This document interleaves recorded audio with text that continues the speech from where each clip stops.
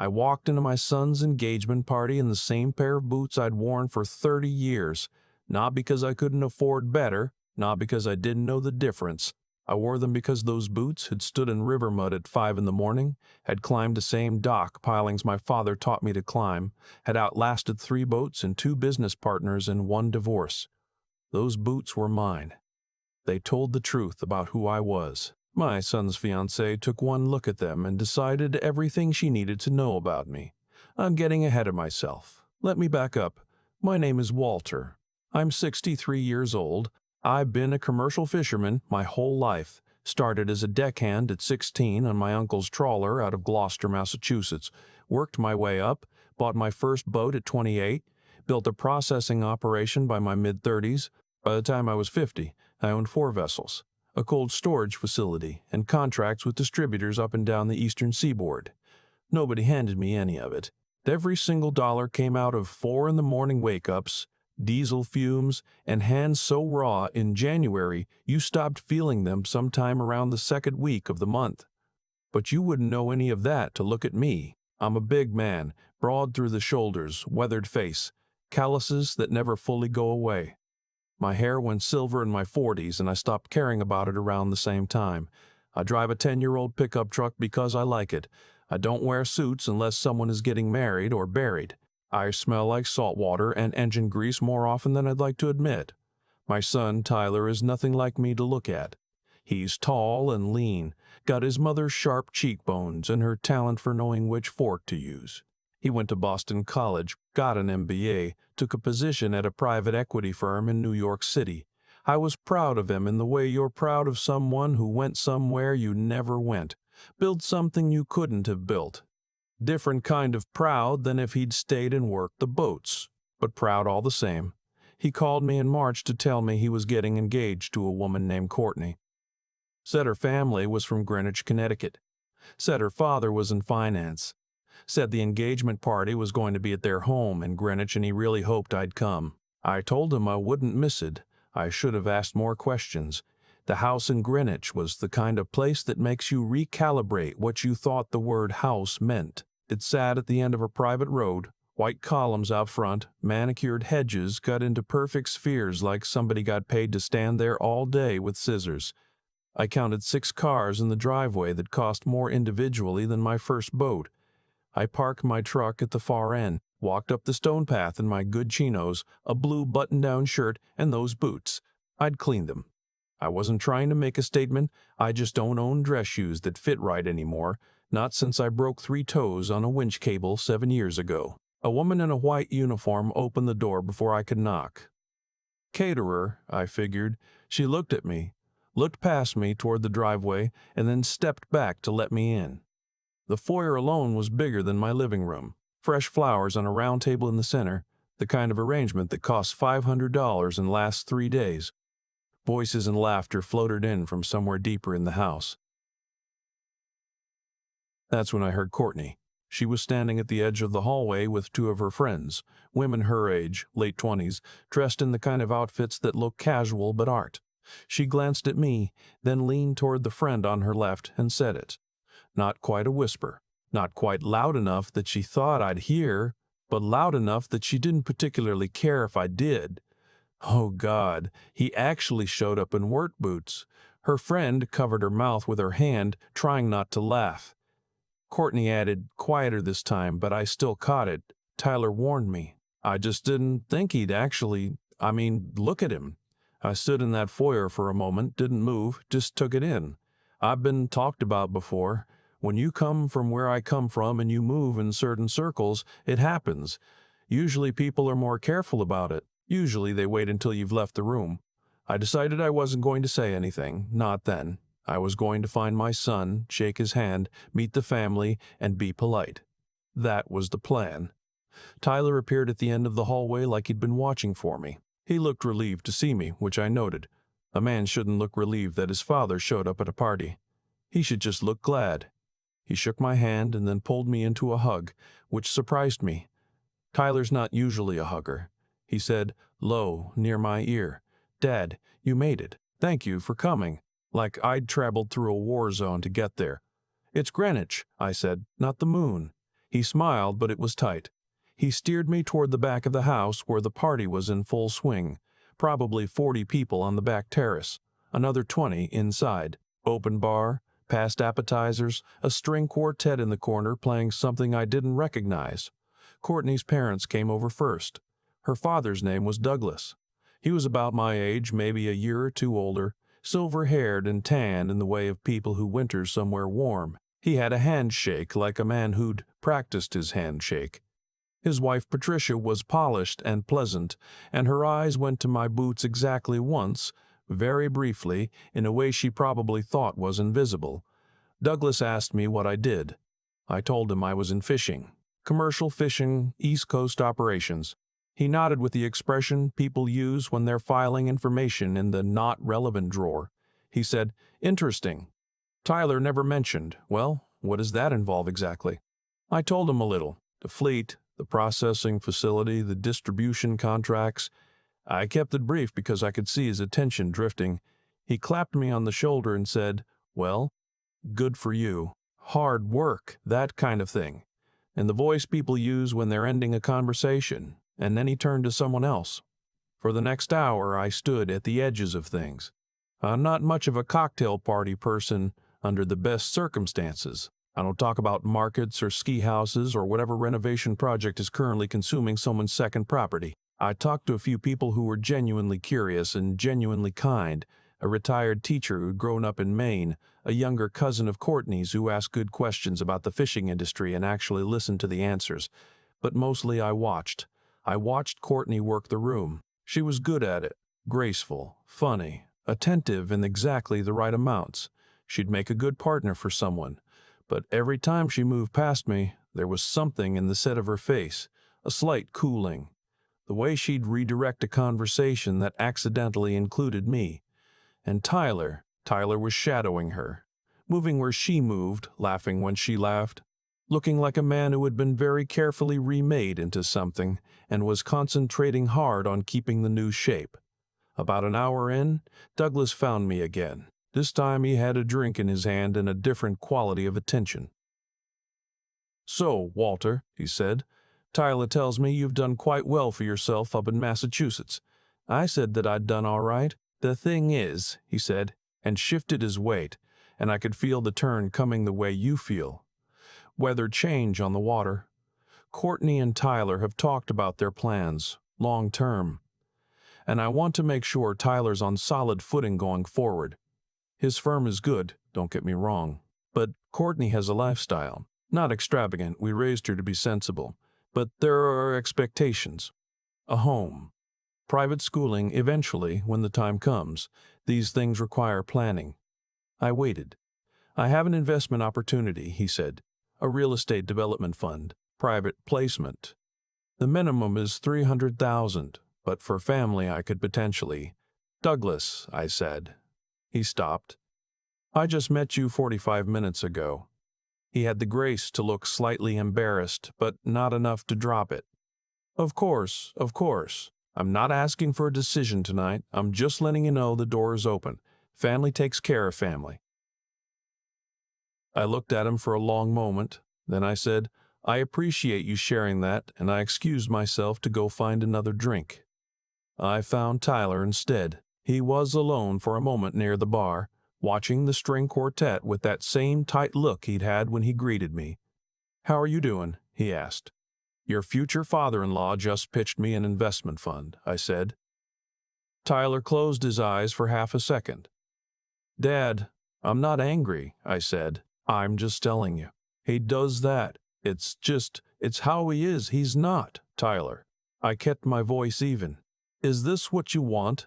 Not the party, not the house, her. Is this the person you want to stand next to for the next 40 years? He looked at me and something complicated moved through his face. "She's different when it's just us." "She might be," I said. "I hope she is." "Please don't make this hard," he said quietly. "Please." I thought about that. I thought about his mother, who I divorced when Tyler was 11, and how I made plenty of things hard in those years without meaning to. I thought about the drives up to watch his baseball games when I'd come straight from the boat, still in my gear because there hadn't been time to change. and how he'd looked up in the stands and seen me, and I'd never been sure if the look on his face was pride or embarrassment, or some combination only a kid can feel. "I'm not going to make anything hard," I said. "You have my word." I meant it. I went back to the party. I ate the past appetizers and had 2 more drinks and talked to the retired teacher from Maine for another 20 minutes about striped bass populations, and was genuinely enjoying that conversation. Then I heard Courtney, clearly, across a brief silence in the party noise. She was talking to her mother. She didn't know I was 3 feet behind her, partially blocked by a pillar. "He's just so." She paused, searching for the word. "He doesn't fit, Mom."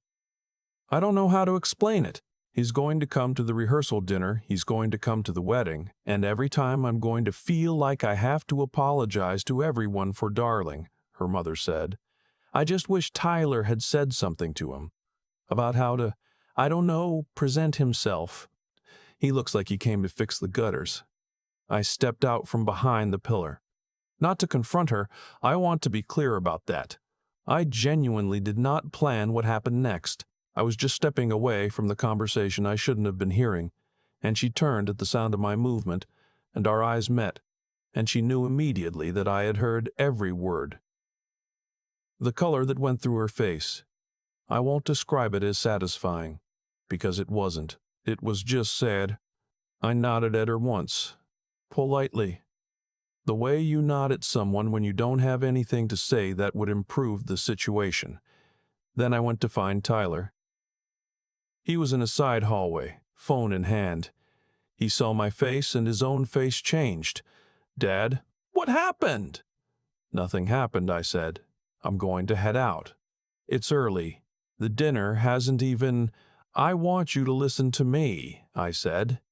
And something in my voice made him go still, the way he used to when he was small and I needed him to pay attention to something important on the boat. "I'm not leaving because I'm upset. I'm leaving because if I stay, something will be said that can't be unsaid, and you asked me not to make this hard, so I'm choosing to leave." He stared at me. "What did she say?" "Tyler." "Dad, what did she say to you?" I looked at my son, this tall, careful, complicated man who had my eyes and his mother's face and a life I didn't fully understand but loved from a distance the way you love a lighthouse. Close enough to know it's there. Far enough that it still looks like it's guiding something. "She said what a lot of people have thought over the years," I said. "That's all. And I'm 63 years old. I stopped needing people's approval around 48. I'm fine." He grabbed my arm as I turned toward the door. Not hard, just holding on. "Dad," he said, and his voice had something in it I hadn't heard since he was young. "Don't go. Please." I turned back. "She's not." He stopped. Started again. "I know how she came across tonight. I know. And I should have." He pressed his mouth together. "I told her you were coming. I told her about you. I don't know why she—" He shook his head. "Tyler, what do you want?" "I want you to stay," he said. "I want you to meet these people, and I want them to know who my father is. Because I've been letting them think whatever they want, and I should have stopped that before tonight." I looked at him for a long time. My boy. 63 years old, and this man still made my chest ache in the particular way only your children can. "All right," I said. "I'll stay." What happened next I didn't orchestrate, but I'd be lying if I said I wasn't quietly aware of how it unfolded. Douglas found us in the hallway, Courtney a step behind him. He'd apparently been looking for me since our earlier conversation with what turned out to be a more detailed version of his investment pitch, printed materials which he produced from somewhere, which told me this was more planned than spontaneous. He launched back into it with Tyler standing right there. "The fund has returned 11% annually over the past 6 years," he said. "And for an investment at the 300,000 level, Douglas," Tyler said. His voice was quiet. His future father-in-law looked at him with mild surprise. "My father runs a $14 million fishing operation with distribution contracts in 6 states, Tyler said. "He doesn't need your investment fund." The silence in that hallway had texture. I watched Douglas reassemble his expression. I watched Courtney look at Tyler, then at me, then back at Tyler. Something was happening behind her eyes that I couldn't entirely read. Recalibration, I think. The kind you do when the information you've been working with turns out to be wrong, Tyler said, still quiet, and I should have said that at the beginning of the night so no one would have been operating with the wrong impression. That's on me. I'm sorry, Dad. He was looking at me when he said it. I put my hand on his shoulder. I didn't say anything to Douglas. I didn't say anything to Courtney. I didn't need to. Tyler had said what needed to be said, and he'd said it himself without me asking, because he'd made a choice in that hallway about who he was, about where he came from, about what he was and wasn't willing to let pass. That was worth more to me than any apology. We stayed for dinner. It was quieter than the cocktail hour. The seating arrangements meant Douglas was at the far end of the table, and Courtney sat next to Tyler and was careful and measured in my direction. Not warm exactly, but not unkind. It was the behavior of someone who had revised their position and hadn't quite decided what to replace it with. I talked to the retired teacher from Maine again over dessert. We exchanged numbers. He had a nephew who wanted to get into the industry. Tyler walked me to my truck when I left, just after 9. It was dark and cold in the way New England April always is, that lingering winter cold that doesn't care what the calendar says. "Thank you for staying," he said. "Thank you for what you said," I told him. He put his hands in his pockets, looked at the ground. "I've been letting things slide for a while now. It's easier to just not make waves." "But that's not actually easier, is it? It just moves the problem." "No," I agreed. "It just moves the problem." "She's not bad, Dad." "Courtney, she's not a bad person. She doesn't know me," I said. "That's fixable, if she wants to fix it." He nodded slowly. "I'm going to talk to her tonight. For real." "Good," I said. I drove home on Route 95 with the window cracked the way I like it, even in the cold. 4 hours back up to Gloucester. I stopped at a rest stop outside Providence and got bad coffee and a sandwich, and sat in my truck in the parking lot eating it, watching the trucks pull in and out. I thought about my father, who was a fisherman before me and smelled like brine his entire life and never made an apology for it. I thought about my own hands, still rough, still useful, still the hands that built everything I had.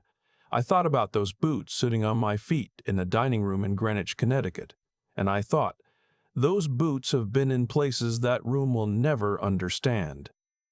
I wasn't angry. I want to be clear about that. I was something quieter than angry, tired a little, hopeful maybe. Tyler called me 2 days later, said he and Courtney had a long talk, said she had asked for my number because she wanted to call me herself. She did call me herself. She did call. 3 days after that, on a Tuesday afternoon while I was going over invoices at my desk at the processing facility. I almost didn't pick up because I didn't recognize the number. She was stilted at first. Formal. Said she owed me an apology and she wanted to give me a real one, not a text, not through Tyler. Said she'd made assumptions about me based on, she paused here, based on things that had nothing to do with who I actually was. Said she was embarrassed. I thanked her for calling. There was a pause, and then she said, "Tyler talks about you all the time. The boats, the water, growing up in Gloucester. He loves it. He loves you. I think I." Another pause. "I think I made you smaller in my head so it would be easier to fit you into something I already understood." Then that wasn't right. I told her I appreciated her honesty. She asked if she could take me to lunch the next time I was in the city. I said yes. Whether she meant it, whether that lunch ever happened, whether she became someone I trusted, none of that was settled in one phone call. Trust is built over time, the way anything worth keeping is built, slowly with attention, with the willingness to be wrong and correct course. What I knew driving home from the processing facility that Tuesday evening was that my son had stood up in a hallway in Greenwich and told the truth about who his father was, without being asked, without a script. That's all a father can ask for, really. I've spent 47 years on and around the water. I know how to read a tide. I know that the things that look calm on the surface are often moving fastest underneath. I know that the most dangerous moment on a boat is when everyone stops paying attention because everything seems fine. I paid attention in that hallway. So did Tyler. That's the whole story. Nothing dramatic in the Hollywood sense. Nobody screamed, nobody threw a check into a fountain, nobody was publicly humiliated. Just a father who showed up in work boots, and a son who decided, when it mattered, to tell people who'd put on his father was. I'll take that. I'll take that every time. I've been thinking about that night in Greenwich for weeks now, not with bitterness. That passed somewhere on Route 95 around Providence, somewhere between a bad cup of coffee and the smell of cold salt air coming through my cracked window. What stayed with me wasn't the insult. It was what came after it. Here's what I've come to understand about cause and effect, not in any grand philosophical sense, just in the plain, practical way that 47 years on the water teaches you. What you put out eventually comes back, not as punishment, not as reward from some cosmic ledger, just as consequence, the natural result of choices made over time. The way a boat that's been poorly maintained doesn't suddenly fail. It fails predictably at the worst possible moment because of everything that was ignored before. Courtney made assumptions. That's human. We all do it. But assumptions left unchallenged become the walls we live inside, and she had built a very sturdy wall around what a man in work boots was worth. That wall was always going to cost her something. It cost her the respect of the man she was about to marry, in a hallway in her own family's house, in front of her father. Tyler, my son. He'd been making his own quiet choices for a long time, letting things slide, not correcting the picture, taking the easier road of just not saying anything, telling himself it would smooth out eventually. I know that road. I've walked it. And I know that it doesn't smooth out. It just gets longer. And at some point, you look back and you can't see where you started and you don't know who you became along the way. What he did in that hallway, standing up and telling the truth without me asking, that didn't come from nowhere. That came from something built in him over years. The early mornings he saw me leave for the dock, the baseball games I showed up to still in my gear because there was no time to change. The way I never once pretended the work was something other than what it was, never dressed it up to make it easier to explain at school. He absorbed all of that. And when the moment came, it was there, already inside him, waiting to be used. That's what I mean about character. That's not a decision you make in a crisis. It's the accumulation of every small decision you made when nobody was watching, when it didn't seem to matter, when taking the easier route was right there and available and nobody would have blamed you for it. Tyler chose correctly in that hallway because he'd been choosing correctly in smaller ways for a long time, even when I wasn't aware of it, even when he wasn't. The boots I wore that night have walked every floor that matters to my life. Processing facility floors, dock planks, hospital waiting rooms, the kitchen of every house I ever lived in. They're not impressive to look at. They tell a story that requires some patience to read. Most things worth understanding do. I'm not looking for anyone's approval. Haven't been for a while. But I'll tell you what I am still looking for. At 63, evidence that honesty compounds, that the small dignities you hold on to, the truths you refuse to soften, the work you do without an audience, that these things build something real in the people watching you, especially the ones you raised.